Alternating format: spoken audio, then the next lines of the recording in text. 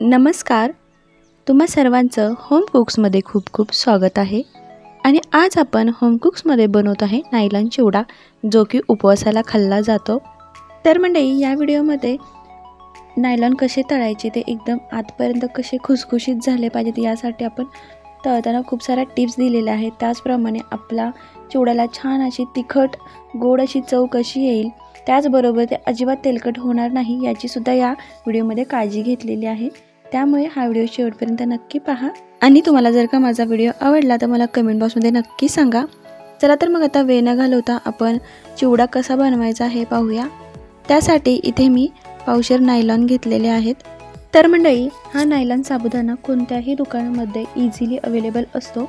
आणखीन तुम्ही बघू शकता की एकदम टपोरे टपोरे असे नायलॉन साबुदाणा आहेत. आपल्याला थोडे जाडसर असतात, तेच वापरायचे आहेत. आता याला एका बाउलमध्ये घ्यायचं आहे. स्वच्छ निवडून घेतलेले आहेत. आणि त्यानंतर आपण 1 चमचा यामध्ये पाणी घातलेलं आहे. आणि हे पाणी असं आपण पसरवून सर्व नायलॉन साबुदाण्याला लागेल याची काळजी घ्यायची आहे.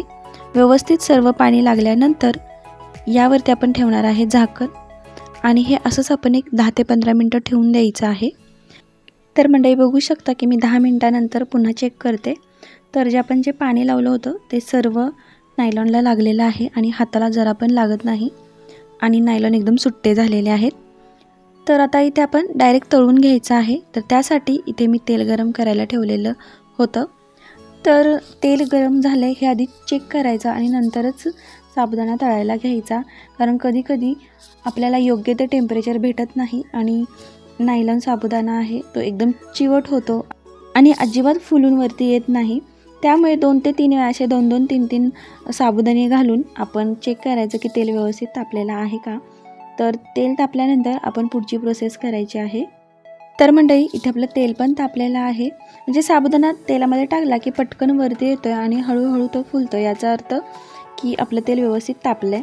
आता या तेलामध्ये आपण थोडे थोडे साबुदाणे घालून छान असं हलवत तळायचं आहे.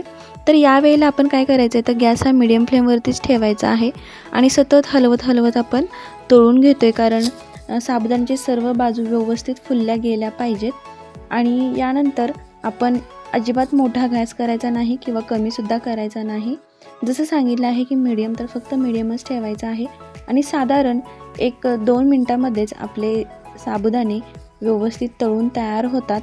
परंतु हे छान फुलण्यासाठी आपल्याला हे सतत हलवायची गरज आहे आणि गॅस फ्लेम हा कायमच मीडियम फ्लेमवरती ठेवायचा आहे. आणि आपण एकदम संयमाने हलवून छान असे क्रिस्पी तयार करून घ्यायचे आहेत. आणि इथे तुम्ही बघू शकता की मी 2 मिनटामध्ये छान असे आपले नायलॉनचे साबुदाणे मस्त फुलून वरती आलेले आहेत. आता यातील छान असं तेल निथळून घ्यायचं आहे आणि बाजूला काढून घ्यायचे आहेत. अशा प्रकारे आपण सर्व नायलॉन साबुदाणा तळून घेणार आहे. दुसऱ्यांदा जेव्हा आपण नायलॉन साबुदाणा तळायला जातो तेव्हा पुन्हा एकदा तेल चेक करायचं आणि मगच पुढचे नायलॉनचे साबुदाणे घालायचे आहेत. आता यानंतर आपण यामध्ये शेंगदाणे तळून घेतो आहे. तर मंडळी, इथे मी अर्धा पावशेर शेंगदाणे घेतलेले आहेत आणि नेहमीप्रमाणे आपण शेंगदाणे छान असे तळून घ्यायचे आहेत. शेंगदाणे तळत असताना सुद्धा तेल हे व्यवस्थित गरम असायला हवं आणि गॅस हा मीडियम फ्लेमवरती ठेवायचा आहे. आणि साधारण 1-2 ते 2.5 मिनिट छान असं हलवत शेंगदाणे फुटेपर्यंत आपण तळून घेतले की शेंगदाणे आपले छान असे तळले जातात, एकदम कुरकुरीत छान असे तळतात. तर इथे आपले शेंगदाणे तळून झालेले आहेत. आता शेंगदाणे आपण बाजूला काढून घेऊया. यानंतर आपण मिरची तळून घेतोय. तर मिरची ही आपल्या आवडीनुसार कमी जास्त आपण करू शकतो. तर मी इथे एक 10 ते 12 मिरच्या छान अशा बारीक चिरून घेतलेल्या आहेत आणि त्याच्या तेलामध्ये मी तळून घेणार आहे. छान अशा खरपूस तळायच्या आहेत. आणि त्यानंतर आपण या मिरच्या चिवड्यामध्ये घालणार आहोत. साधारण मला 2 ते 2.5 मिनिट गेले छान अशा मिरची तळून घेण्यासाठी. तर मिरची तळून झालेली आहे. आता ही आपण चिवड्यामध्ये घालून घेऊया. तर मंडळी, तुमच्याकडे जर का उपवासाला जिरे खात असेल तर तुम्ही जिऱ्याची सुद्धा फोडणी देऊ शकता. तसंच तुम्ही कढीपत्ता खात असाल तर कढीपत्ता पण घालू शकता. आणि आवडीनुसार तुम्हाला जे ड्रायफ्रूट जर का वापरायचे असतील तर ते सुद्धा तुम्ही ते तळून घालू शकता. आता यानंतर यामध्ये आपण घालणार आहे चवीपुरतं मीठ. तर इथे मी 1 चमचा साधं मीठ घेतलेलं आहे आणि 1 चमचा मी सेंधव मीठ घेतलेलं आहे. आता हे छान मिक्स करायचं आहे. आणि आता यानंतर यामध्ये थोडीशी गोडी येण्यासाठी आपण साखर वापरतोय तर साखर मी मिक्सरमध्येच बारीक करून घेतलेली आहे. साधारण एक 3 चमचा साखर आहे. पुन्हा साखर आपल्या चवीप्रमाणे आपण कमी जास्त करू शकता.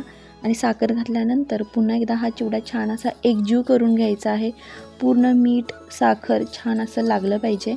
तर तुम्ही इथे बघू शकता मी कशा प्रकारे करते आहे. आणि मंडळी तुमच्या लक्षात पण येत असेल की आपले नायलॉनचे साबुदाणे एकदम मस्त असे टपोरे फुललेले आहेत आणि एकदम मस्त असे तोंडात टाकताच विरघळणारे असे आपले नायलॉनचे साबुदाणे झालेले आहेत. तर अशा प्रकारे एकदम साध्या सोप्या पद्धतीने आपण नायलॉनचा चिवडा आज बनवलेला आहे. तर मंडळी कसा वाटला आपला नायलॉनचा साबुदाणा चिवडा, तर तुम्ही मला कमेंट बॉक्समध्ये नक्की सांगा. आणि तुम्हाला जर का आवडला असेल तर तुम्ही अशा रीतीने एकदा ट्राय करा आणि मला कमेंट बॉक्समध्ये नक्की सांगा. आणि तुम्हाला जर का असेच नवीन रेसिपी पाहिजे असतील तर आपल्या होम कुक्स या यूट्यूब चॅनलला नक्की सबस्क्राईब करा. चला तर मग आता भेटूया अशाच आणखीन एक नवीन रेसिपीमध्ये. तोपर्यंत बाय बाय.